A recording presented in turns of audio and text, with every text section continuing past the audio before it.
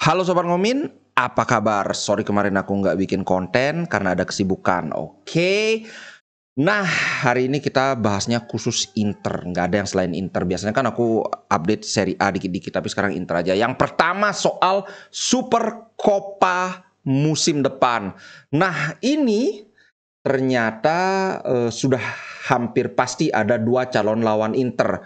Oh ya, buat kawan-kawan yang nggak tahu, Super Copa mulai tahun depan itu formatnya berubah. Kalau sekarang itu kan selalu juara Coppa Italia lawan juara Serie A atau Scudetto. Nah, mulai musim depan itu akan ngikutin Piala Supernya Inggris, yaitu ada 4 tim: Scudetto, runner up, juara Coppa, dan runner up Coppa. Nah, gambaran ininya nanti sederhana itu jadi kayak seolah-olah mulai dari semifinal kan, tarung baru terus final.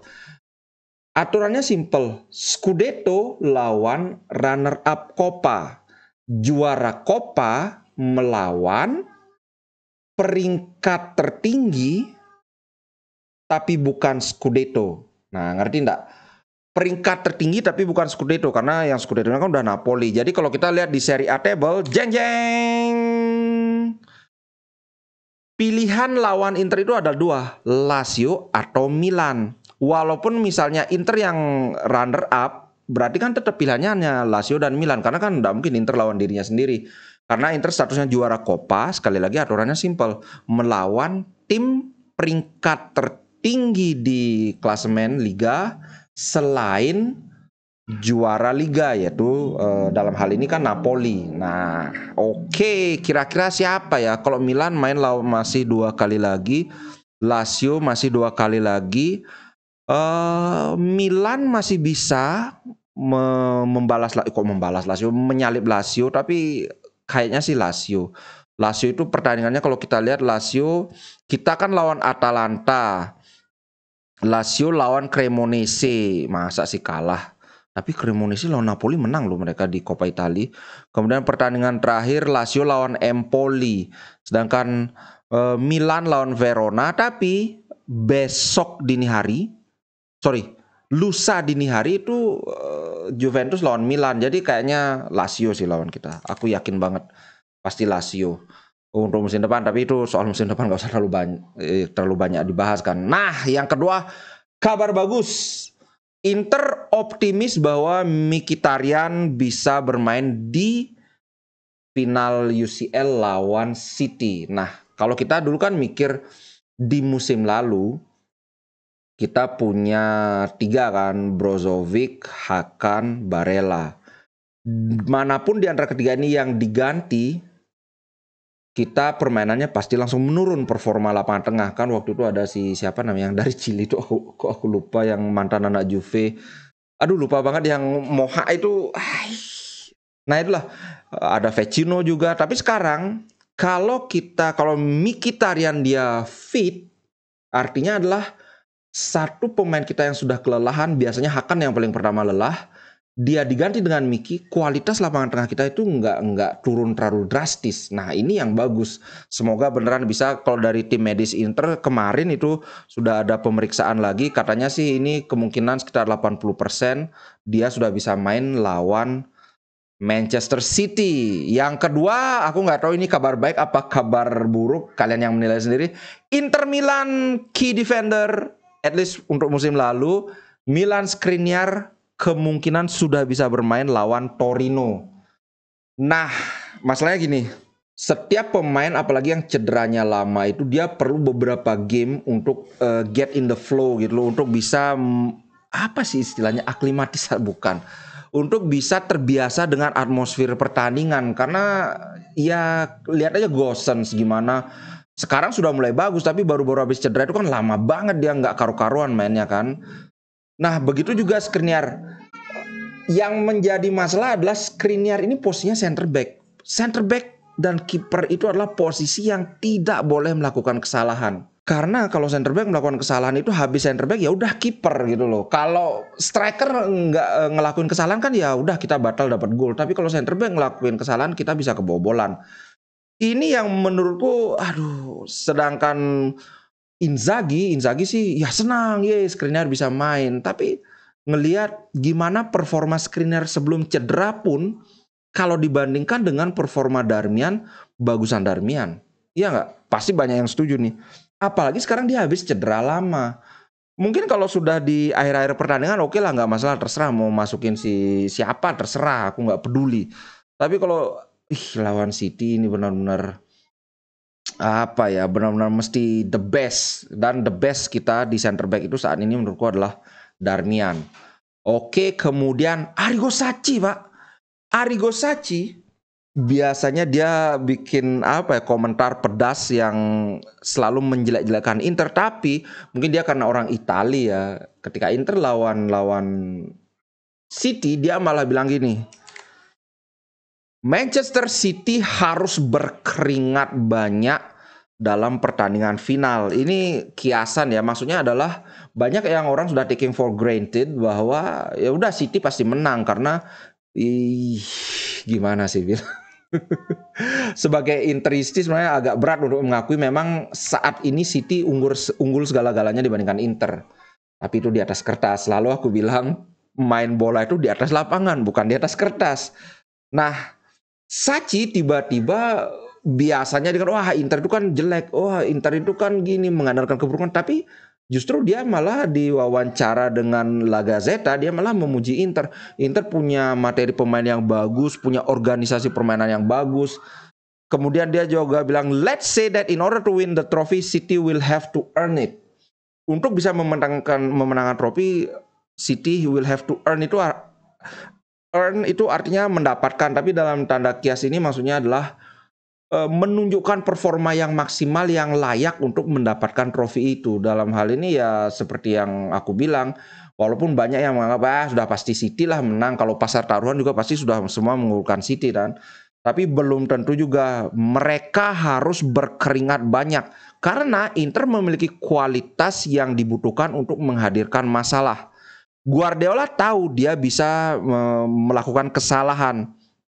Karena kalau kamu melakukan kesalahan seperti melawan pelatih semacam Inzaghi, dia tidak akan membiarkannya lewat begitu saja. Ini biasanya Arrigo Sacchi ini merujuk kepada sejarah bahwa tim-tim Italia biasanya, termasuk Inzaghi juga, biasanya memang melakukan counter attack, dan tidak jarang tim Italia itu main cuma counter attack 2 kali tapi ngegol 1 kali, sedangkan tim-tim dari luar Italia itu bisa 10 kali nyerang nggak gol-gol kayak gitu loh. Ini maksudnya tidak akan dibiarkan begitu saja kalau sampai dia melakukan kesalahan.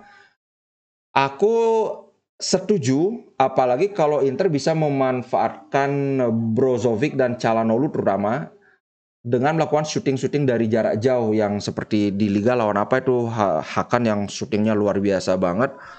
Kalau ini bisa dilakukan, ada kemungkinan kita bisa mengejutkan Manchester City. Jadi untuk kali ini aku setuju sama Arrigo Sacchi.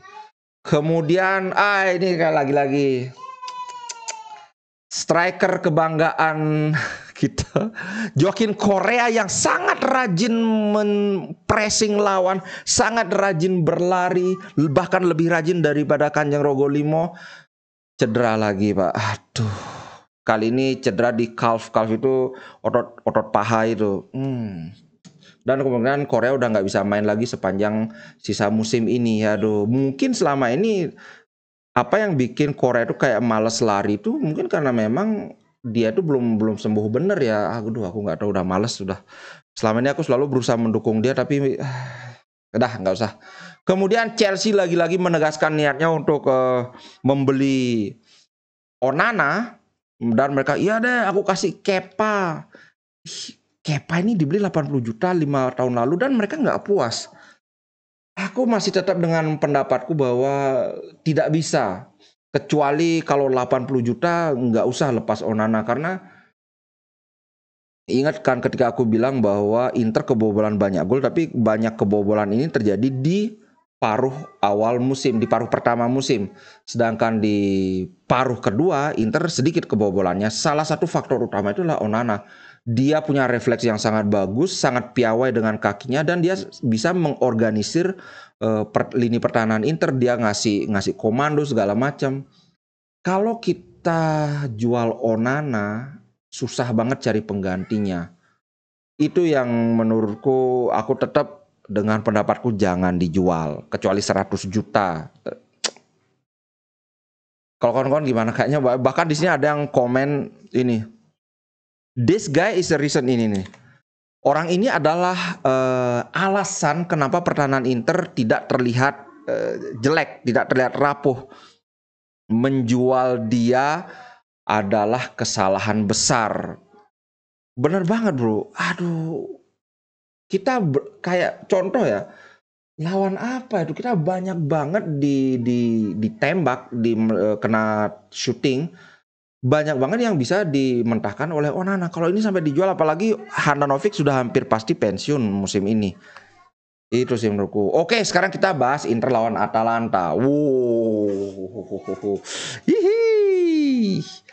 Inter lawan Atalanta. Di pertemuan pertama kita menang dengan dramatis, cukup ketat 3-2. Waktu itu aku ingat banget, Atalanta kebanyakan pemain intinya baru dikeluarkan di babak kedua. Mereka mengharap Inter sudah kelelahan. Itu ada Højlund, ada siapa lagi ya?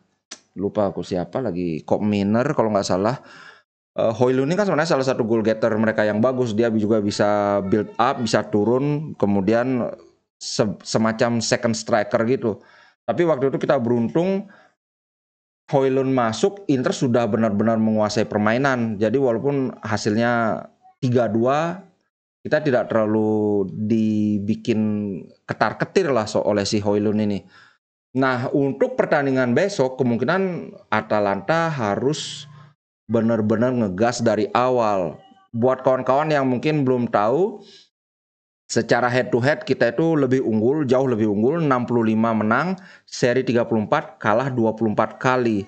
5 pertemuan terakhir kita menang. Di Coppa Italia kita menang 1-0, kemudian di Liga leg pertama kita menang 3-2, tapi musim lalu kita seri 2 kali lawan Atalanta. Kemudian di musim sebelumnya lagi kita menang 1-0. Nah, yang perlu diperhatikan adalah ini. Aku sempat bahas, tapi sekarang aku akan bahas lagi. Jeng jeng.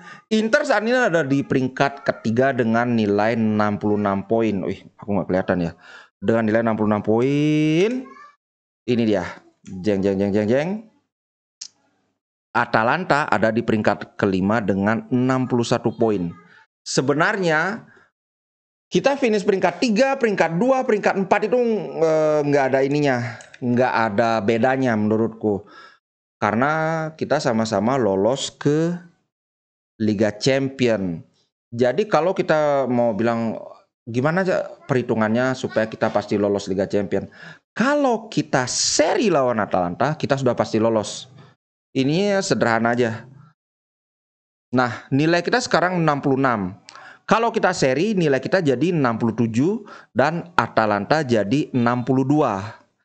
Walaupun di sisa pertandingan terakhir kita kalah, kan kita tetap 67, Atalanta menjadi 62 tambah 3 kan jadi 65. Tetap di bawah Inter. Roma juga, misalnya Roma dia menang terus di 2 pertandingan terakhir kan, 60 tambah 6 kan jadi 66, masih unggul kita.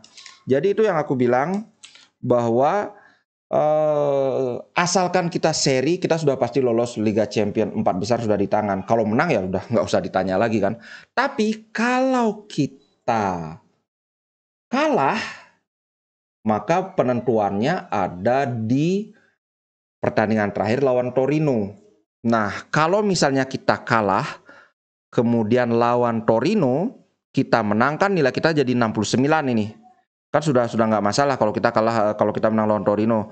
Atalanta kalau dia menang kan dari 61 jadi 64. 64 tambah 3 kalau dia menang lagi kan jadi 67. Nah, kalau kita seri lawan Torino, misalnya ini, kalau kita kalah lawan Atalanta, terus kita seri lawan Torino, nilai kita sama Atalanta kan jadinya sama. Ini dengan perhitungan bahwa Atalanta menang terus ya, sama-sama 67. Berikutnya ya harus ngitung head to head. Dari head to head tergantung nanti di pertemuan pertama kita menang 3-2, kalau kita kalah lawan Atalanta ya tergantung kalah berapa. Kalau udah misalnya kita kalah 2-0 ya jelas kita terlempar dari ini. dari 4 besar kan. Jadi pilihannya itu adalah supaya aman, supaya sudah pasti lolos, kita harus seri minimal. Atau kalau sampai kita kalah lawan Atalanta, harus menang lawan Torino. Itu aja, oke? Semoga ini menjawab ini ya pertanyaan, karena ada yang beberapa yang tanya, Bang gimana caranya supaya kita udah pasti lolos ke UCL. Oh, satu lagi yang paling gampang, kalau kita menang lawan Manchester City ya udah nggak masalah lagi, mau kalah terus juga nggak apa. Oke guys, jangan lupa seperti biasa besok kita nonton bareng live reaction jam 3, oke? Jam 3 Wita, jangan lupa. Waktunya ada yang wow jam 3, karena kebanyakan yang nonton itu kan di waktu Indonesia bagian barat. Jadi kalau WIB kalian ya jam 2.